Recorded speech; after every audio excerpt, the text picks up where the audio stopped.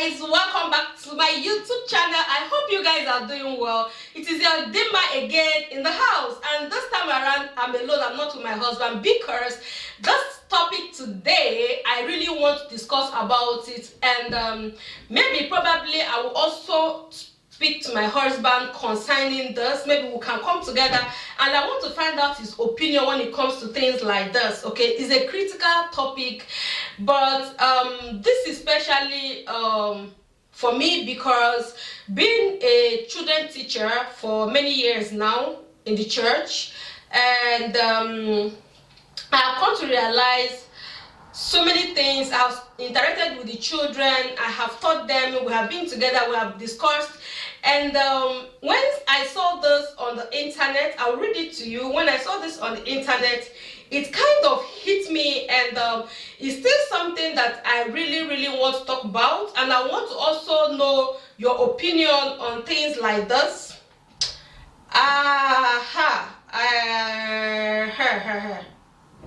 Guys, I'm looking for where I saved it. I hope I have not.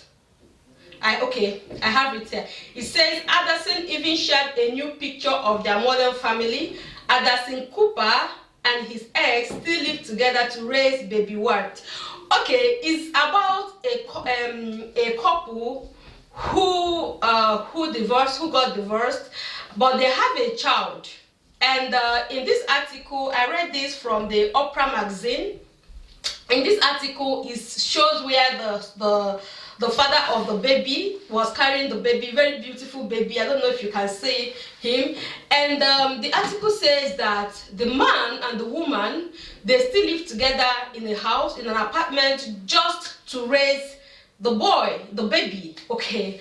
I know that in some situation or in some cases, things like this might not be advisable, especially if there's a case of violence, if there's a case of fighting, beating, and all that. I know that in this situation, it will not even be advisable for the child. It will not even be healthy for the child.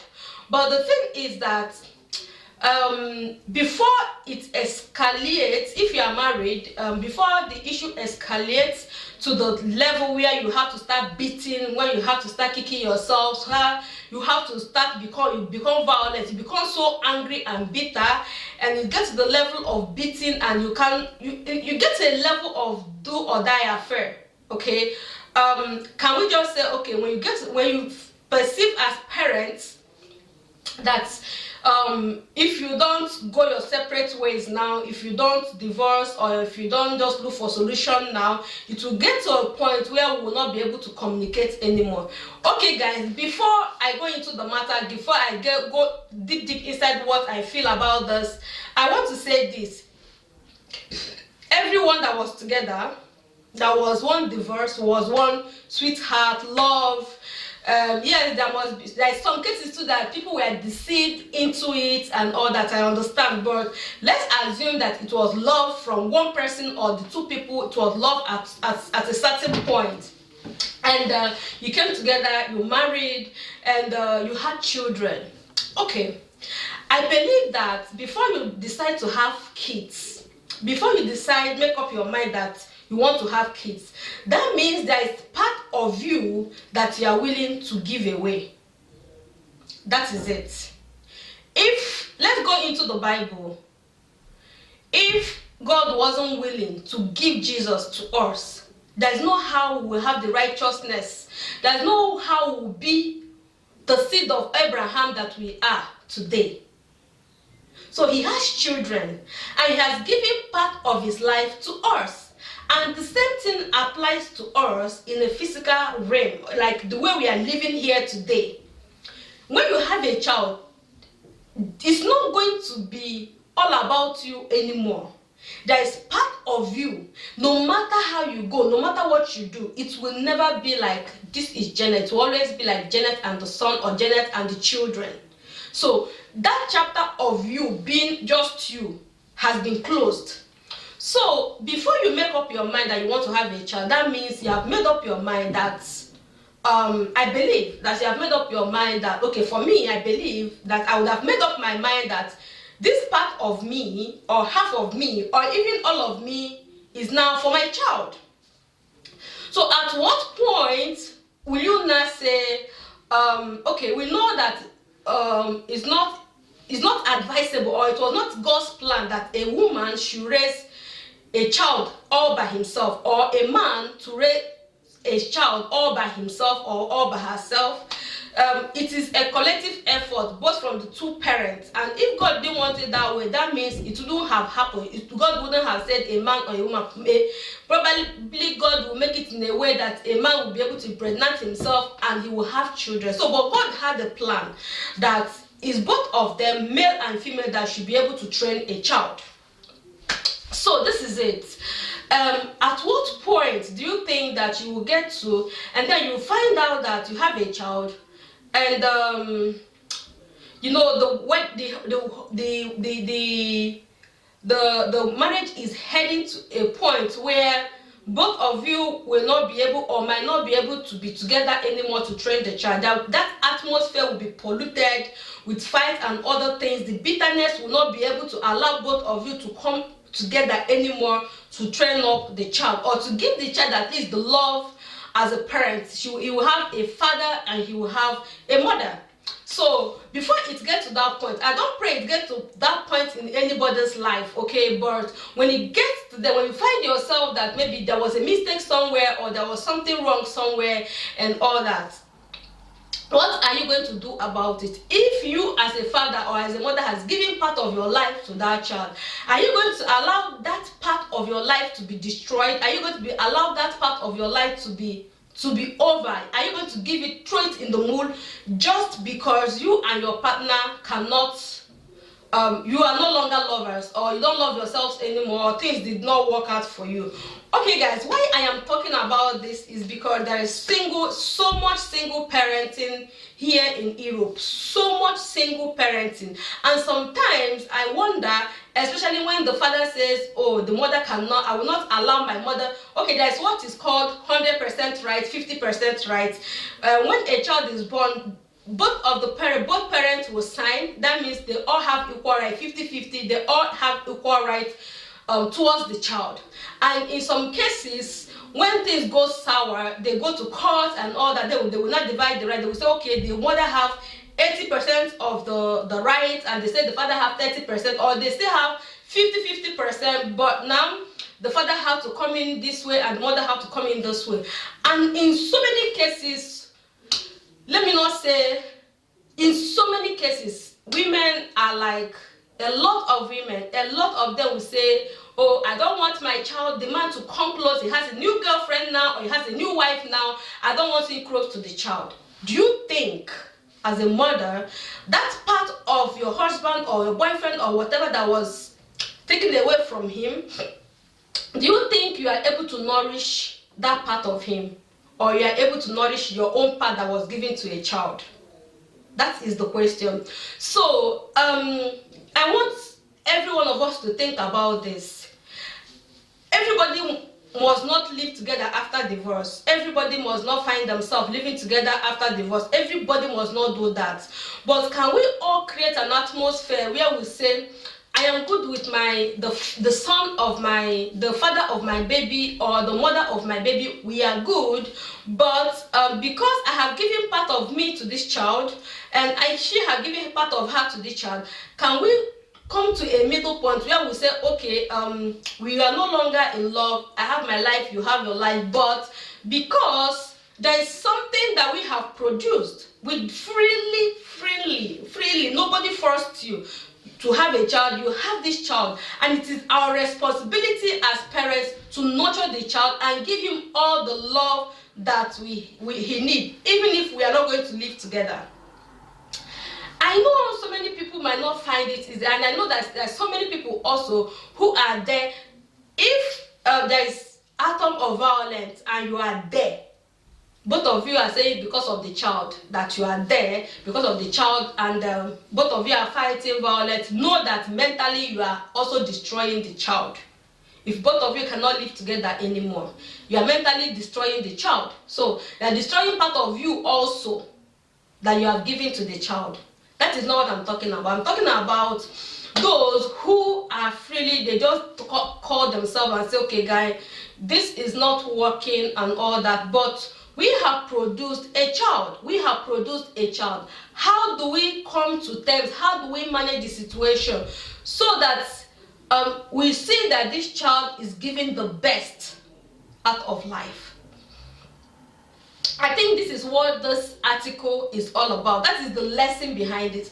So you should not say after divorce, it's no longer, even if you are divorced, you are never going to be single again. So that's why they will say this person is single parent or single father, is single mother. It will carry you. That name will guide you, as in it will follow you for life. So on this aspect that have changed your life from single to single mother or single father and all that, if you do not want to destroy it forever, if it is something that you want to still nurture, you want to still bless, you still want to be part of it, it is always good to sit down. Do not fight a war to the extent of killing that part of you permanently, forever. The reason I'm discussing this is the black community here in Europe is, when I see things that are happening, if I see the amount of single fathers and single mothers here, it breaks my heart. And sometimes you just hear from them, I don't want his father to come close, or I will take my child. They will even go to the court to the extent that they will not have to take the child to see the father in presence of other people, like in presence of social worker. I know in some cases you cannot avoid situations like that, but my thought is, please, even before you make up your mind that you want to marry, you know that there are sacrifices that comes with it, and then after you have married, you are enjoying yourself. Nobody forced you, nothing. The child is not telling you that you must, and you go ahead and have a child. You have given part of yourself to reproduce part of yourself. That's your reproduction. What future, what plan do you have for that child? What plan? Are you just going to go ahead and say, okay, it's not working between me and the father, then you kick the person out? No. So guys, boys, everyone, let us come together. Let us know. Let us get to that point. See, the world has grown. The world has moved forward. That time that you say you're no longer in talking condition with your father, with your wife or your girlfriend, but you have produced a child. We have to work out a system that will work for everybody. Does not have to do with only fathers. It does not have to do with only mothers. I'm talking for both male and female here. I am talking for both of us. Before you make a deliberate decision to become a father, remember, whether you even make the decision to become a father or not, the thing is that part of you is gone. You have given part of you out. You have. And you have to nurture that child. You have to do everything to nurture that child. It's not only producing, you have to nurture the child. So please, let us not get to that point where it becomes brutal.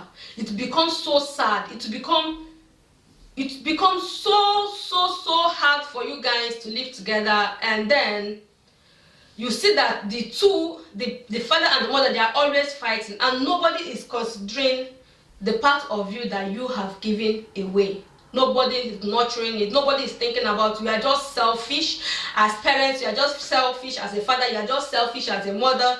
All you are interested is your life, your satisfaction.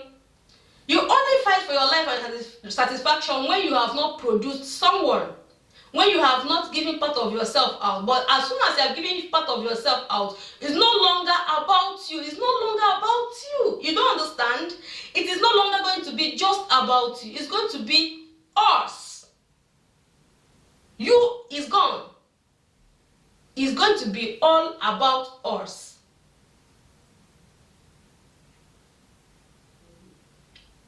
I know that I have seen so many cases that you cannot help the situation. But please, by the time It starts from somewhere. As parents, before it even start getting escalating to the level that it will get to, it will now become so difficult to even stop, to even consider the child. Please, we have to call ourselves to order as parents. We have to. So guys, go to this comment section. Tell me, what do you think? What do you think about this? Can you live with your ex? Can you live with your ex in the same house just to nurture your child? Are you able to give all? Are you even able to give some percentage just to nurture that part of you that you have brought into this world? Are you able to put your emotions somewhere? Are you able to put your pride somewhere? Are you able to even say, oh, consider what that child is going to be, the people, everything that is involved in raising a child? Can you consider it before you take any other action?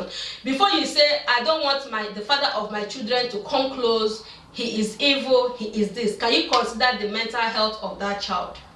Before you say, I don't want the mother of my children, she is a bad influence, she's this, she's that. Before all that, will you be able to consider that child? Will you live with your ex? Do you have a relationship? Even if you don't want to live in a house, do you have a relationship where both of you are able to go to parents association meeting together? Even though you are separated, even though you are married, we are married and both of you are married, are you able to say, oh, today is our child's graduation, both of us are supposed to stand there with the child? Are you able to put your cap somewhere, come out of whatever it is that you are into, and then give that child that laughter and that best life? So guys, thank you so much. If you are able to do something like, if you have experience, if whatever it is that you want to contribute in this matter, please write it on the comment section. I will be reading your comment and I want to read from you. Thank you so much guys, and see you in my next video. Bye bye.